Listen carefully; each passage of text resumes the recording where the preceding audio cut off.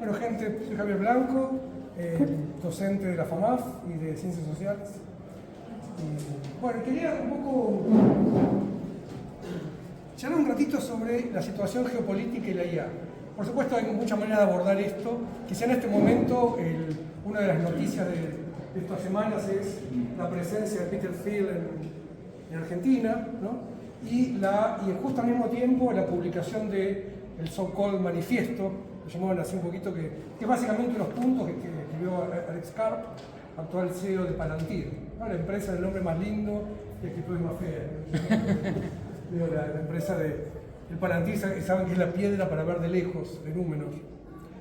Y yo lo usaba exactamente para eso, para ver el pasado y el presente. Está ese manifiesto que muestra, ¿no?, de manera descarnada una nueva forma que, por ejemplo, varios autores llaman tecnofascismo. ¿Sí? Eso es una pregunta, es un término correcto, ¿no? Pero es una de las posibilidades.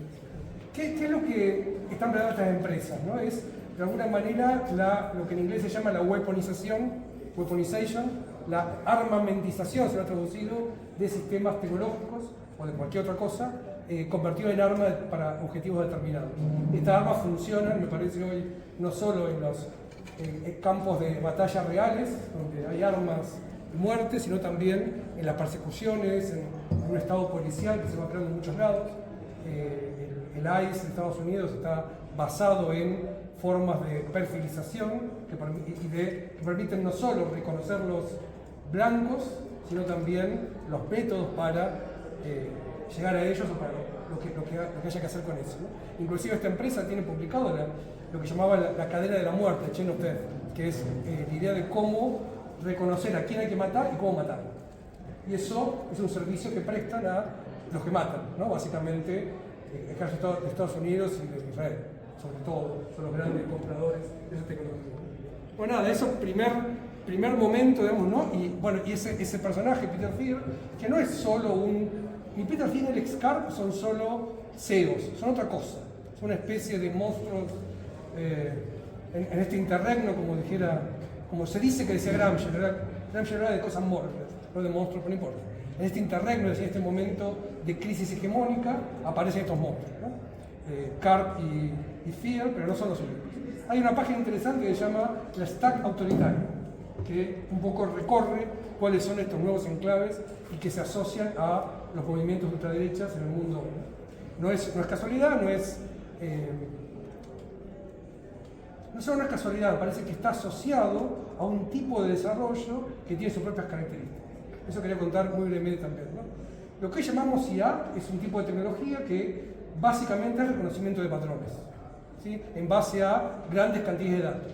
Lo que lo vuelve, por un lado, una tecnología nueva, novedosa en términos de sus capacidades, opaca intrínsecamente, más allá de opacidades que se le agregan a propósito, tiene una opacidad intrínseca porque los criterios por los cuales se reconocen patrones van a quedar siempre ocultos en la propia tecnología. No aparecen explícitos, ni pueden aparecerlo en ninguna tecnología de machine learning. Los LLM además incorporan esta idea de la atención, que básicamente es una forma sintagmática de producir secuencias de palabras, que justo hace poquito en FAMAF un matemático mostraba que no es la propiedad condicional de que cada palabra sea la más probable respecto a la anterior. Sí, estamos mostrando que no hay forma que lo sea, pero más allá de que eso me parece que eso solo marca la cantidad de promesas incumplidas y de humo que rodea todo el tratamiento de esta tecnología, ¿no? Digo, es interesante ver eso si uno quiere pensar el futuro también, más allá de cómo las caracterizamos hoy. Ese manifiesto, después voy a volver a él, es un manifiesto realmente terrible donde plantean que las democracias están caducas, básicamente, y que hace falta, ¿no?, un control de parte de estas corporaciones del mundo por venir. Además lo dicen así, ya no es una pregunta acerca de si se van a construir armas basadas en IA, sino quién las va a construir y para qué. Por supuesto, casi como caricatura, en realidad, como varias caricaturas de políticas actuales, van a decir que ellos son como los defensores de la libertad y la democracia, ¿no? A la vez que niegan la democracia explícitamente, no es que, pero ellos dicen el mundo libre, proteger al mundo libre de sus enemigos, que son básicamente los que no son blancos anglosajones, en realidad, porque aparte está marcado por eso, o de alguna religión de las válidas, aparte recuperan la religión como base de las sociedades por venir. O sea, realmente es un enclave realmente complejo y sospechoso por todos lados, ¿no? Bueno, eso por un lado. Por otro lado también, no sé, hace un mes más o menos, salió un documento de OpenAI, que se llama Altman, donde planteaban también cómo es una IA ética.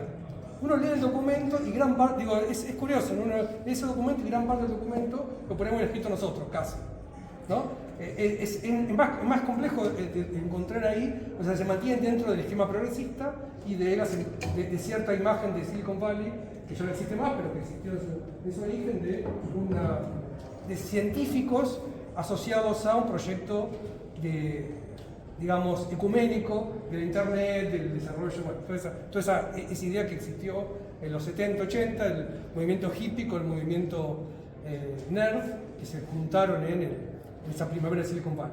Sigue manteniendo esa retórica. Obviamente OpenAI, digamos, ¿no? Cuando Anthropic decidió bajarse del apoyo al Pentágono, yo señorita, fueron primero a buscar, ¿no? a proveer lo que Anthropic dejó de proveer, ¿no? Se sabe que Palantir usó tecnología de Anthropic, entre otras cosas, para secuestrar a Maduro. Fue los que armaron el plan de secuestro de Maduro, lo armó con tecnología de Palantir, que básicamente usó tecnología usó Cloud para producir el esquema del secuestro, ¿no? Y ni hablar de que Lavender, por ejemplo, un sistema de producción de blancos en Gaza, produce más o menos 100.000 blancos por día. De vuelta a ese tipo, de eso estamos hablando de la tecnología, ¿no? OpenAI, sin embargo, si uno lee el documento, está todo, hay que hacer una IA ética, en la manera en la cual control social de la tecnología, desarrollos abiertos, bla, bla, bla. Por supuesto que lo único que no dicen, o que está clarísimo, es que los grandes modelos lo hacen ellos. El resto es fine-tuning, usos, ¿no? Hay una cosita ahí de plantear ese esquema, ¿no? De un mundo asociado a eso. ¿Qué es lo que también dice OpenAI y que es una de las preguntas a hacerse? ¿Qué hacemos con el aumento de la productividad humana, ¿no? ¿Qué hacemos con el aumento o sea, estamos produciendo cada vez más riqueza, ¿no? La IA ha multiplicado la capacidad productiva del trabajo humano, inclusive la posibilidad que alguna gente está pensando hoy del trabajo no humano como generador de valor. Algo que ya la idea de Ricardo Marx, de que lo único que genera valor es el trabajo humano, cuesta cada vez más sostenerlo, ¿no? Hay algunos intentos, como el Cafensi, pero son intentos que me parece cada vez menos relevantes, o sea, cada vez explican menos cómo funciona el mundo, ¿no? Entonces hay que repensar nuestra teoría del valor. Un amigo en común con Agus, que Mariano Zuckerfeld, está escribiendo un libro, no sé si ya lo publicó, sobre una nueva teoría del valor. Yo tengo el borrador, está buenísimo. O sea, intentando pensar el conocimiento como valor.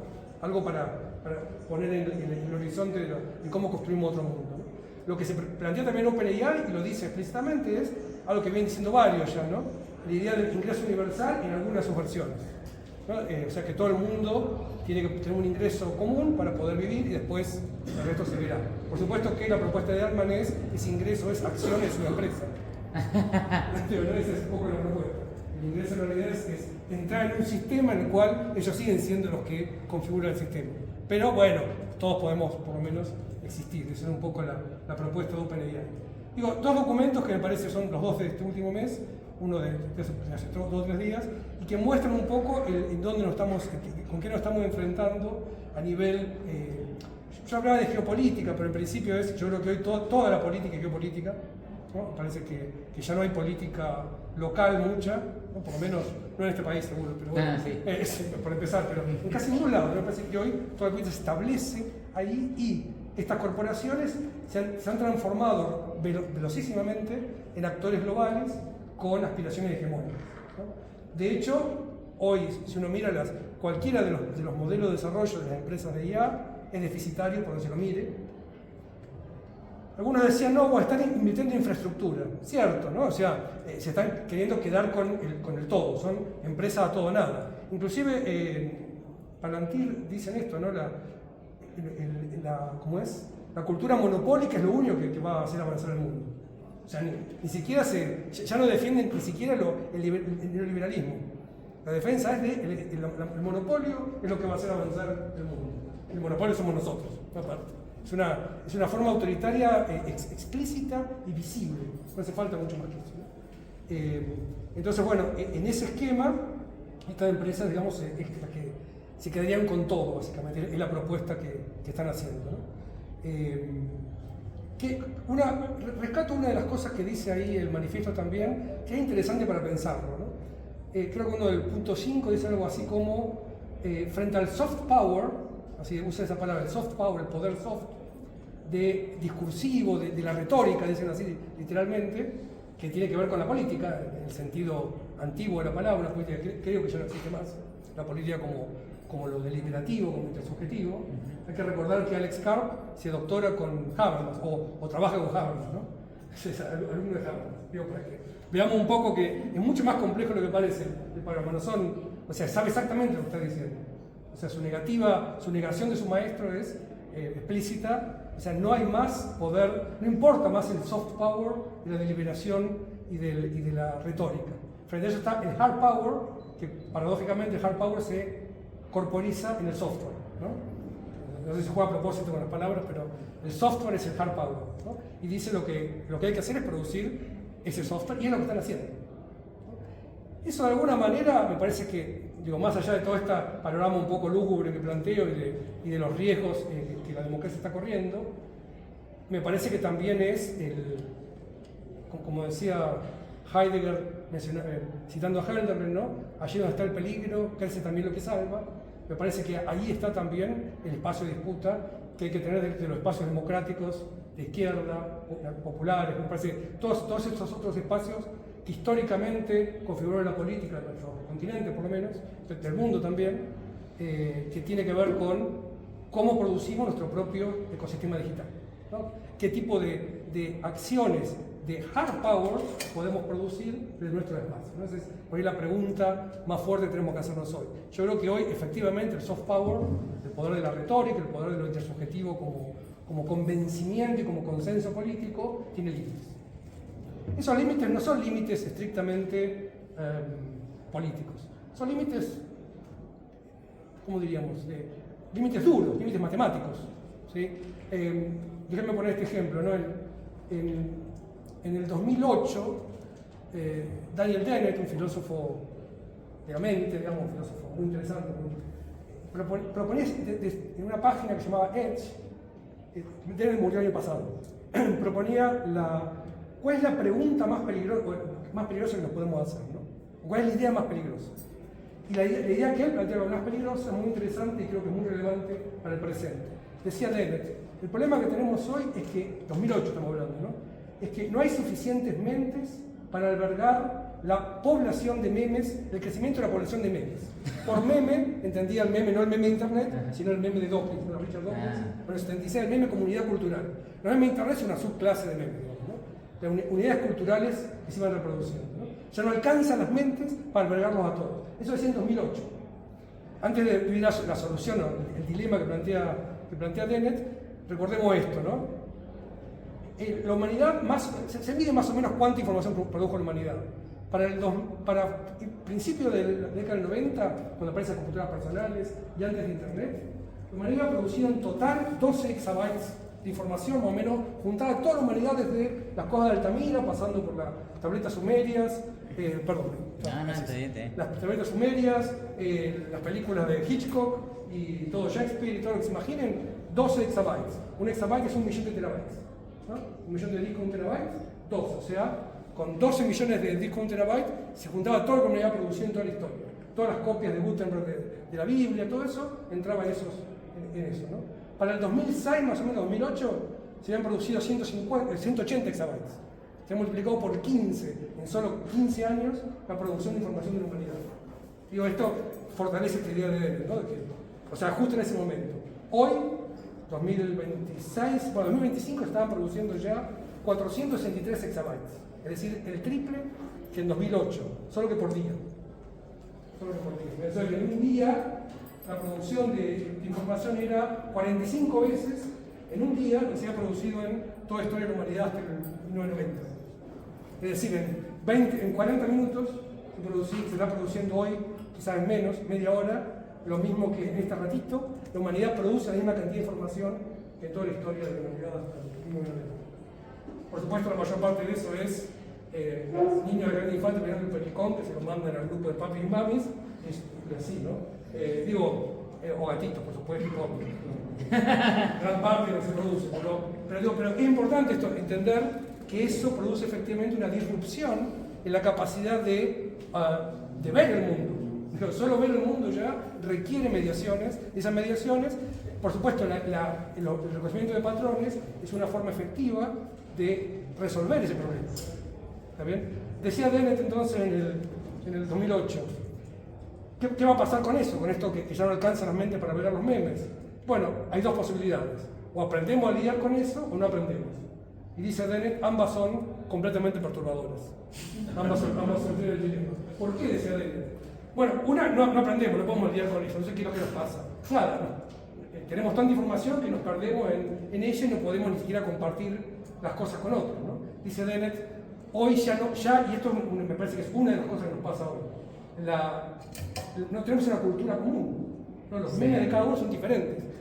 Dice Dennett, jugando con eso en 2008, dice, por supuesto, todo el mundo sabe quiénes son los Beatles. Acá todos saben quiénes son los Beatles. Espero. Decía, o George Brassens, dice ahí, por ejemplo, George Brassens. ¿Alguien conoce quién es George Brassens? ¿Ni uno solo? Pues vos que te pasé yo, pero para uno que no sea de mi vínculo cercano. George Brassens es un cantautor francés. ¿Alguien conoce a Paco Ibáñez, por ejemplo? Paco Ibáñez, español, catalán. Rodri. ¿Conocés La mala reputación, la canción esa? ¿No? Bueno, una canción de canta Paco Ibáñez, la traducción de una de Brassens. Digo, ejemplo, ¿no? O sea, son culturas que de pronto ya no compartimos las cosas mínimas. Horacio Salas tradujo casi todas las canciones de Brassens. Ah, bueno, pues conocía a Brassens, bien, bueno, tenemos uno acá. ¿Quién le va a hacer yo? Pero además porque ¿Quién no sabe? aquí hay una canción que dice que el que nace boludo es boludo. Sí, con nada. Muy buena. Es mi canción favorita. Tal cual. Bueno, es ejemplo, ¿no? de lo que de eso de subcultura que ya no están en común. Otro ejemplo, en la época de las últimas elecciones, escribía María Pía López, una amiga de filósofa de Buenos Aires, que estaba en una cola, ¿no? Y alguien escucha un pibe diciendo sí, porque el director de la UBA, la directora de la UBA llamó a votar por Massa en las elecciones. Entonces María Pía le dice, no puede consigo, y le dice, no, primero no hay directora de la UBA, hay un rector, y no llamó a votar a nadie, ¿no? Decimos menos rector de la UBA, no importa. Le manda a decir eso y el pibe le dice, eso en tu realidad, en la mía sí. No le dijo, eso es lo que vos pensás. Está en página 2, si lo buscan, te aparece ese diálogo de María Pía, ¿no? Pero creo que el pibe tenía razón en ese sentido. Justamente lo que tenemos hoy es realidades compartimentalizadas. Dice Dennett después, bueno, por ahí aprendemos a lidiar con esto, ¿no? Entonces dice, ¿por qué eso sería perturbador? Y pues dice, porque entonces nuestros sucesores, sean humanos o robots, van a ser muy diferentes a nosotros.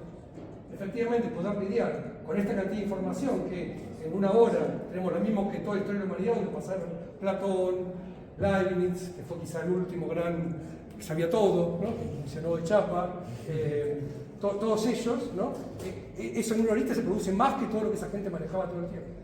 Entonces, y bueno, y en parte, nuestros vínculos tecnológicos son eso, son la necesidad y la posibilidad de manejarnos con una creciente cantidad de información. Esa mediación es lo que hay que apropiarse, me parece. Y apropiarse ahora significa, no hay ningún retorno a la vieja buena democracia. Lo que hay es la posibilidad de una construcción de una democracia basada en principios que sean capaces de sostener, ¿no? una capacidad de manejar información acorde a los tiempos que nos tocan.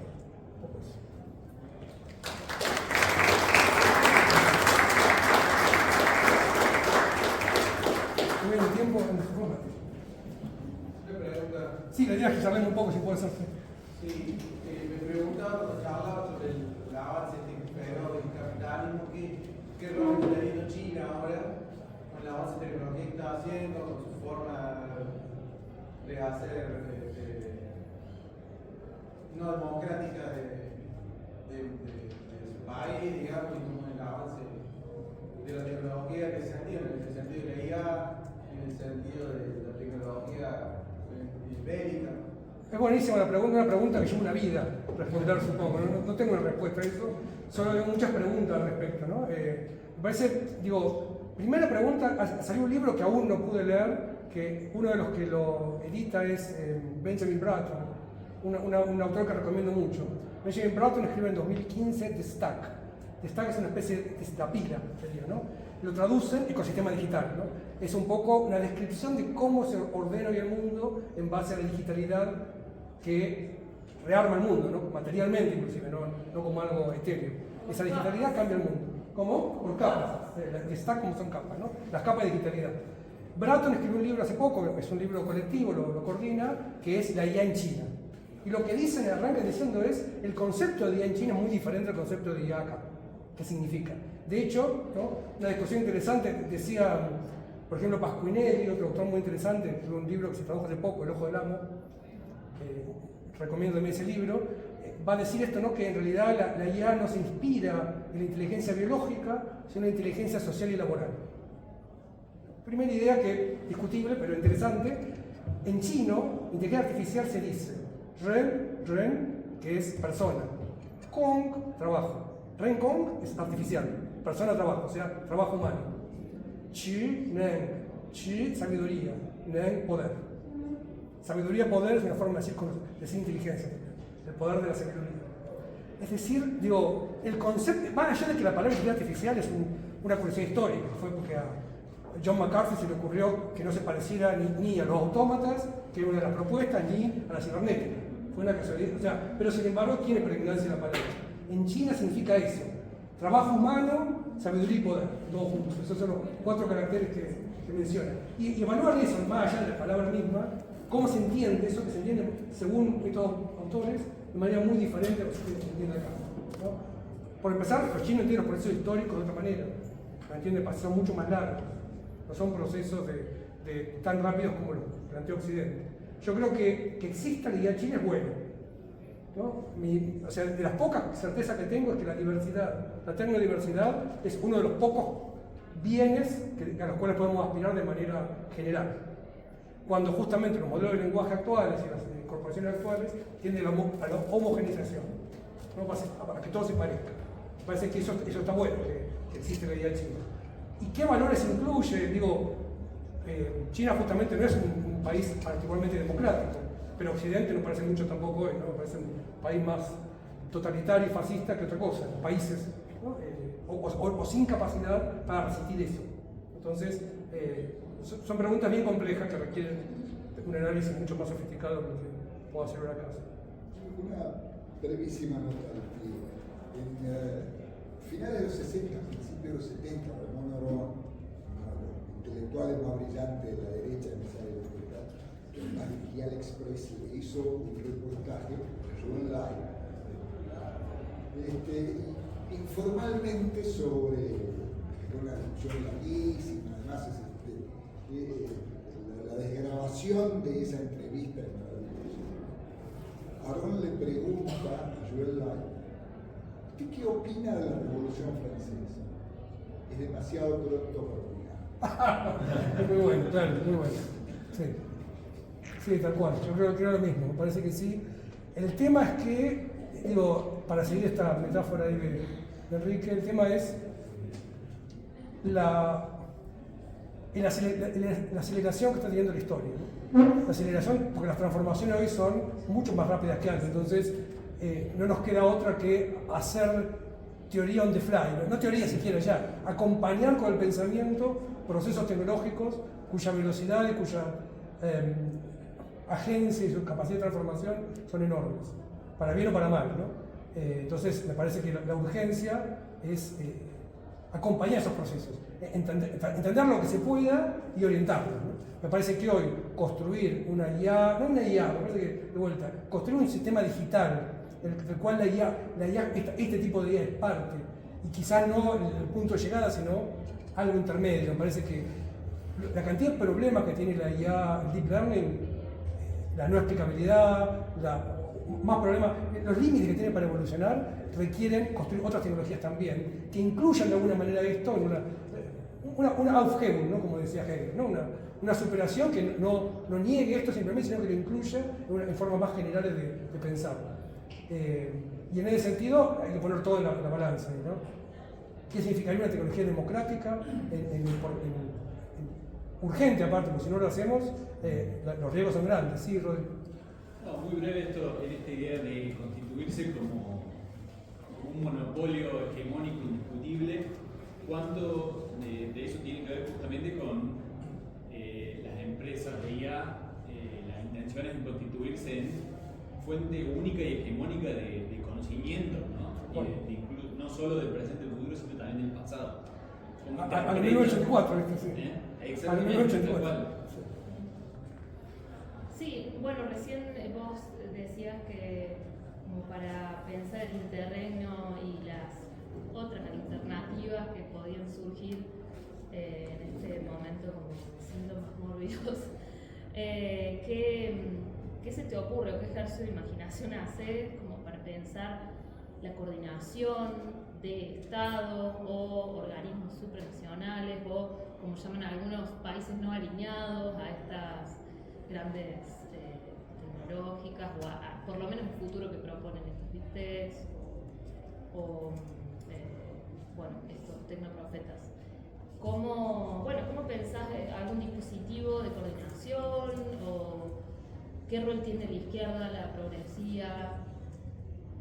Sí, genial la pregunta, no tengo respuesta claramente, ¿no? El rol de los estados, no sé de qué estado soy, ¿no? No, sí. Aparte, me parece... Eso, Sí. la Creo que me parece algo maravilloso este encuentro, digo, realmente estoy sorprendido de la cantidad de gente y la calidad de gente que estoy acá, digamos, ¿no? Acá y en todos los otros lados, realmente es auspicioso, ¿no? Obviamente hay un síntoma también de algo, ¿no? Y que los temas que se tratan estén todos asociados, no es una casualidad. Me parece que hay que asumir también un poco de propio compromiso del propio lugar en el que tiene que estar, me parece, ¿no? Y esto es una parte importante de lo que hay hoy y lo que está empezando a ocurrir. Yo no creo hoy que los estados tengan la capacidad de hacer esto, ni el interés, ¿no?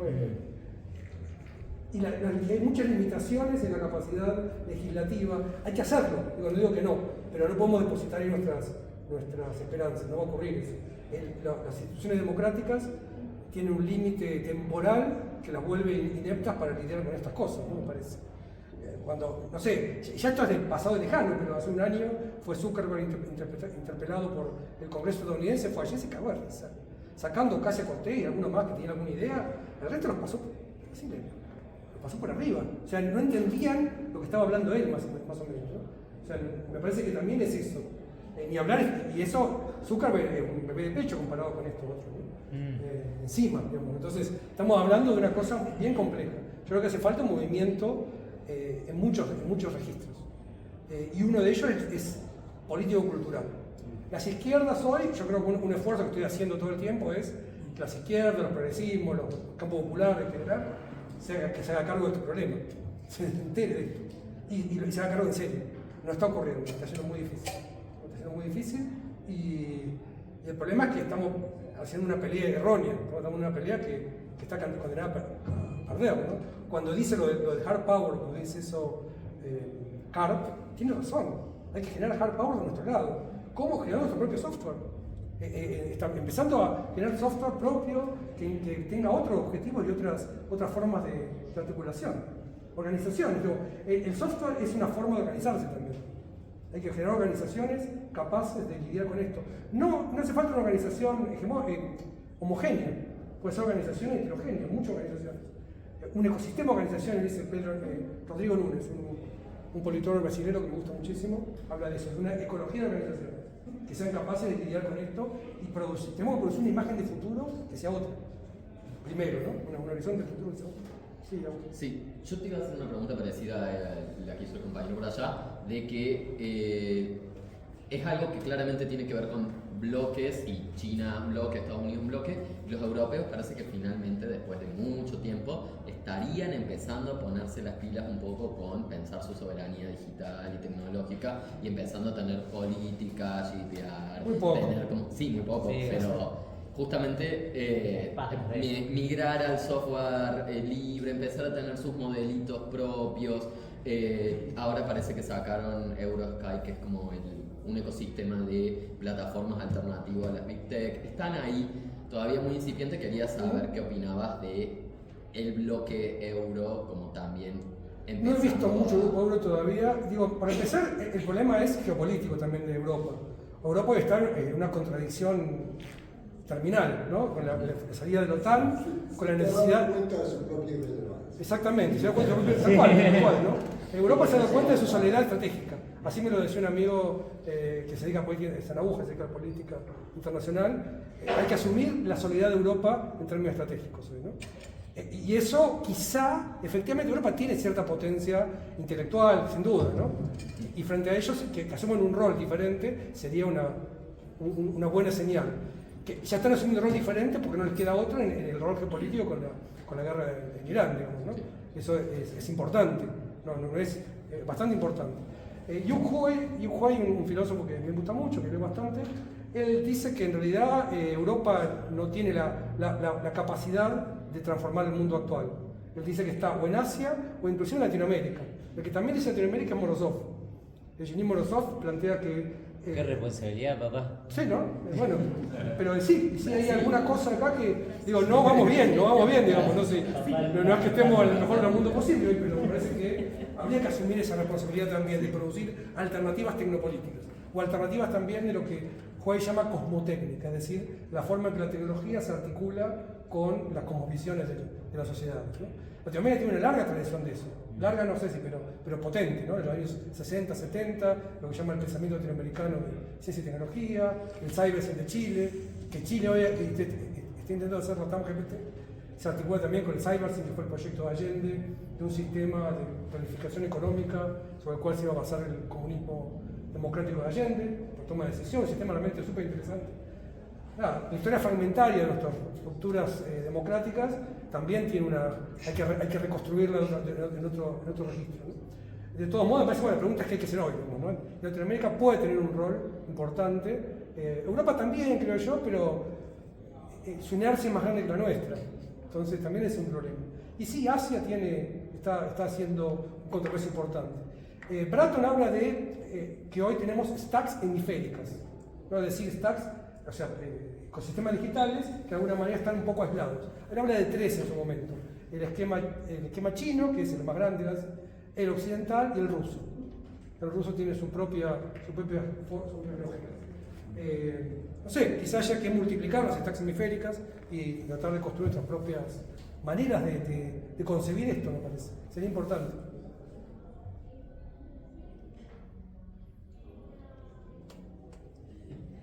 ¿Algo más? ¿No? Una pregunta nomás. Había una charla de Linux que alguien se había anotado para hacer como charla relámpago, 15 minutos, Guayaquil Linux, una cosa así. Si está presente, Chifle. pegale 2 veces a la mesa, algo. Si los espíritus chocarreros no están presentes. Franco Peruzzi. Chimo. Franco Peruzzi. Franco Peruzzi, ¿estará presente? No. No, parece. Bueno, uno puede estar en otra charla en el momento en que tiene que dar la suya. A veces ocurre, digamos así. No, solo una cosita, si no seguimos ahí para cerrar un toque. A las 6:30 vamos a hacer el cierre y sorteo. ¿Por qué digo sorteo? Porque, bueno, parte de todo lo maravilloso que está diciendo que ocurre hoy tiene que ver con organizar un evento que tiene su financiamiento autogestivo, que es una rifa. Entonces, todos aquellos que estén acá presentes y tengan ganas de ayudar con esa colaboración, en la feria que está allá del otro lado hay un puesto de libros que atiende la gente de Ediciones de Terraza. Ahí venden una rifa para básicamente cubrir los gastos de este evento.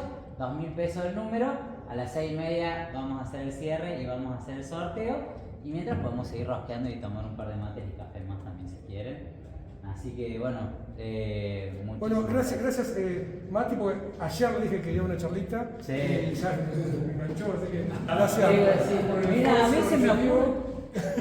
se me ocurre que entre las 2 de la mañana y las 3 de la mañana debe haber lugar. No, pero... me llamaron de la revista Crisis para un podcast sobre el tema paralítico. Sí. Entonces ahí digo, bueno, ¿por qué no hablamos?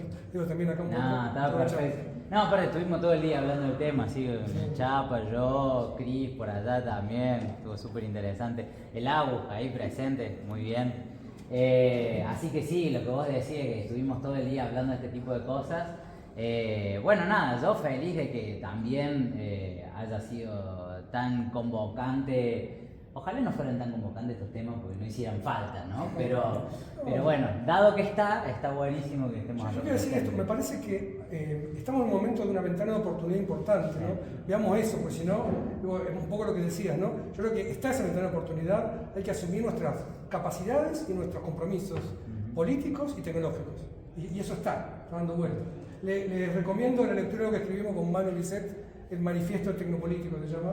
Ay, ¿qué me pasa? Sí, lo pasé después. Después lo pasamos. Es muy general, pero bueno, un poco planteamos hacia dónde, un poco muy en general, qué tipo de preguntas nos tenemos que hacer hoy para disputar el mundo, disputar el futuro, que es lo que tenemos. Y yo no soy pesimista en eso. No se habla de optimismo, no creo que estemos ahí de conseguir nada. Lo creo que es claramente posible.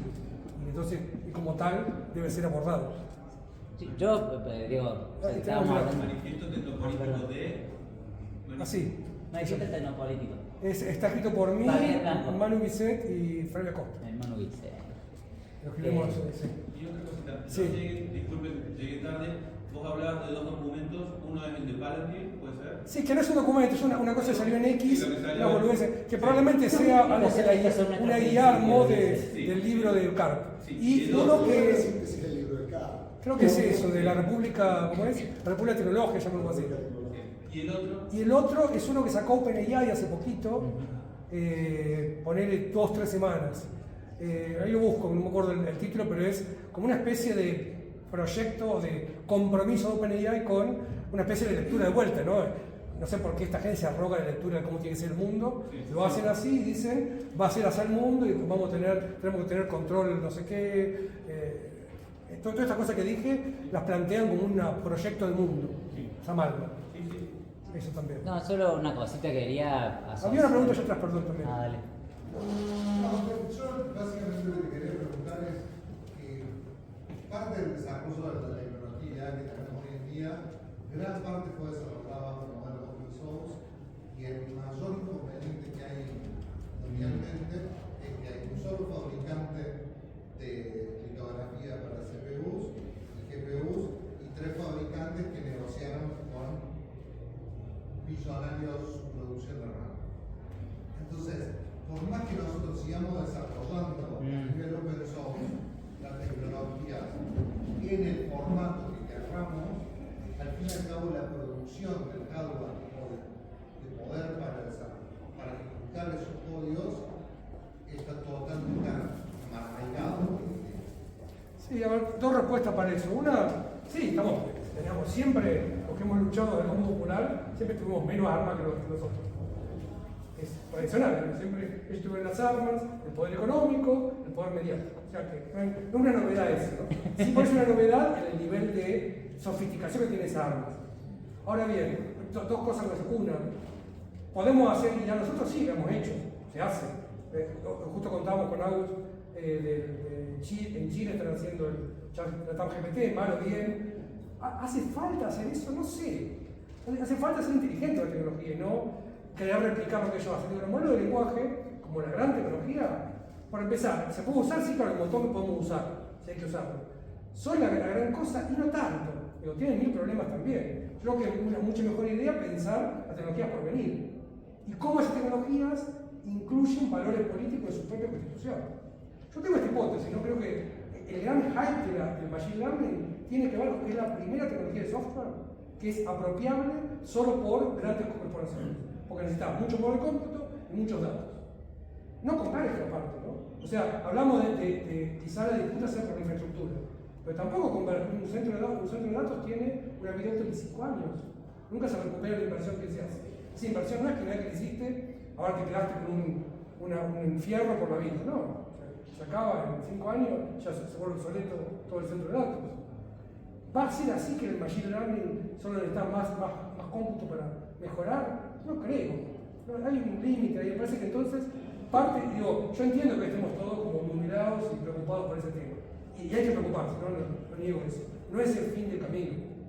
Me parece que sí, justamente bien, llegó a romper un poco esa idea de que lo único que había por hacer es agregar más GPU y entrar modelos con más y más parámetros. Tal cual, y sí, un claro contraejemplo, pero también otras tecnologías que no son machine learning, digamos, ¿no? Quizá la infraestructura más fuerte de eso son los cambios submarinos, la más estable. también son 3 empresas solas que lo hacen, ¿no? Pero bueno, por Y supuesto. también estaba haciendo Chile. Como, claro. Chile estaba queriendo armar los cables submarinos. No, eso que tiene uno nuevo que llegaba de China y eso le implicó un embajador que luchar. Bueno, vieron que Estados Unidos está haciendo cosas realmente alucinantes, que es a los que se oponen, por ejemplo, le sacan tarjeta de crédito. Como ellos manejan el crédito, por ejemplo, como se llama esta mujer italiana. Meloni. No, la de la ONU, la doctora de la ONU, Francesca Albanese. Francesca Albanese no puede usar, y un belga también, no puede usar más bancos. No tienen más acceso a la uso de tarjeta de crédito porque, como decían cosas que no le gustó a Estados Unidos o a Israel, le sacaron la tarjeta de crédito, no le dejan usar. O sea, se vuelven parias en el mundo financiero. Bueno, en ese sentido, los PIX también en Brasil es notable. Por supuesto, Brasil es otro de los grandes actores, ¿no? Digo, hoy, un amigo en Barcelona, que lo voy a ver ahora, que plantea, hay que repensar, ¿no? La segunda revolución, la revolución que va desde las tecnologías a los BRICS. Es el nuevo enclave de que va a cambiar el mundo. Sí o no, qué sé yo, pero es interesante que esto ocurrió también, ¿no? Una contrahegemonía que incorpora otras formas de tecnología y sobre todo formas de evolución de esa tecnología, que es lo que tenemos que poder pensar en nuestros lugares. Y formas de construir organizaciones tecnopolíticas, tecnodemocráticas, ¿no? Frente a las corporaciones. Yo creo que ese es el camino. Una micropregunta que tiene que ver con lo que decías del documento de OpenAI. ¿Es Industrial Policy for Intelligence Age? Sí, ese. Lo tenía abierto a mi Sí, tal cual, ese. The Intelligence Age lo llaman, ¿no? La edad de la inteligencia. Entonces, ¿cuáles son las políticas para la edad de la inteligencia? Hay otro precioso documento que es del mes pasado, que es de alguien del equipo de que se llama Extraction Fallacy. Sí. Sobre el hecho de que una inteligencia artificial puede simular conciencia pero no instanciada. Sí, la vi, ese de Google, ¿no?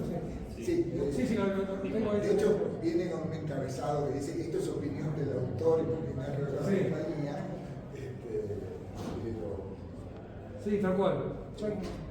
Respecto a lo que se decía recién acerca del control monopólico que hace medios tienen sobre la tecnología extremo ultravioleta, la historia nos enseña que todo control monopólico de una tecnología es trascendente.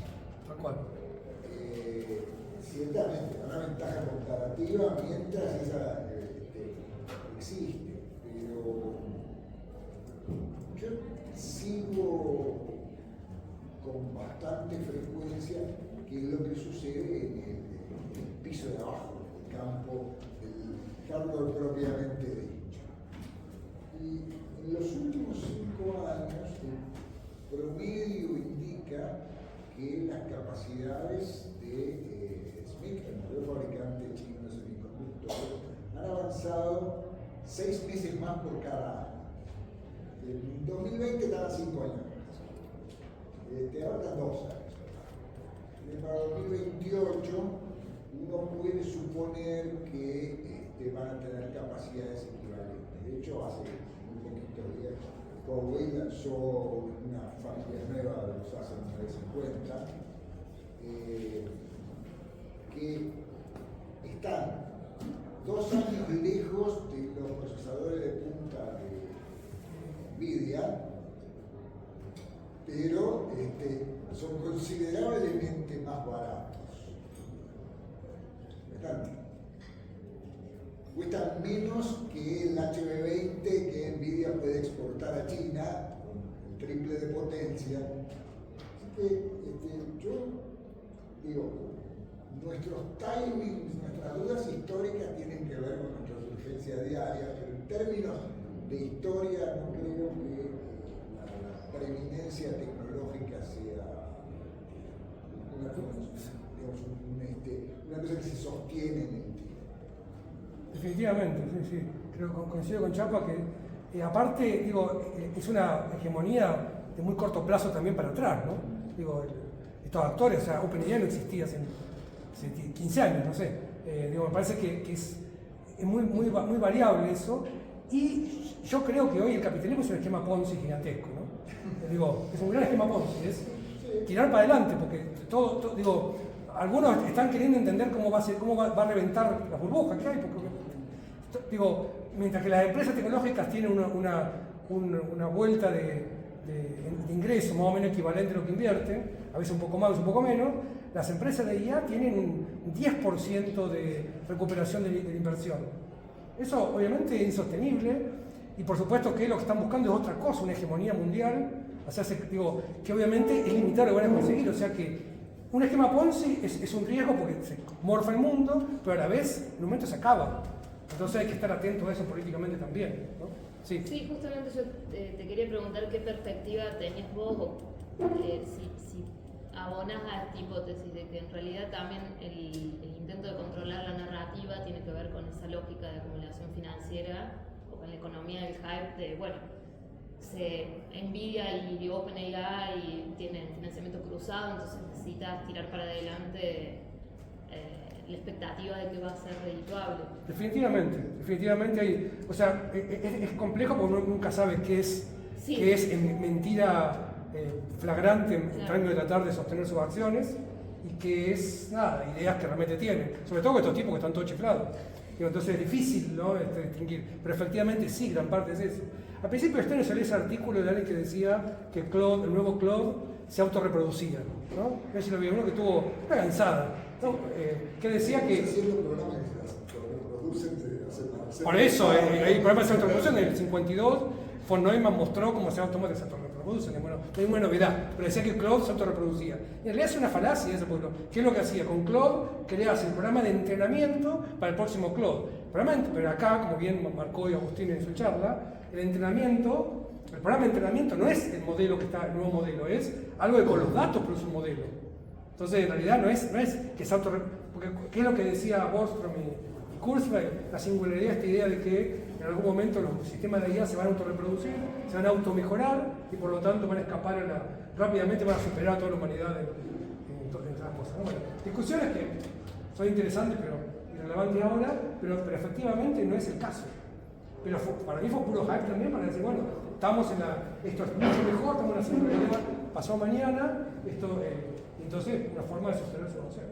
Gran parte de esto es mantener la hegemonía, sin duda. Por eso pero me parece que también eso abre justamente un espacio de disputa enorme para todos nosotros, ¿no? Sobre todo muchos de los que no vienen de la tecnología pura. Hay un montón de cruces que tenemos hoy, ¿no? Desde la filosofía, la ciencia política, la sociología, tecnología, las ciencias cognitivas, para repensar nuevas formas de acoplamiento y de evolución. Es muy importante eso. También en esta línea de diferenciar como el hype de la tecnología disponible, efectivamente, la propaganda de la tecnología, me parece que con Palantir hay que tener un poco la misma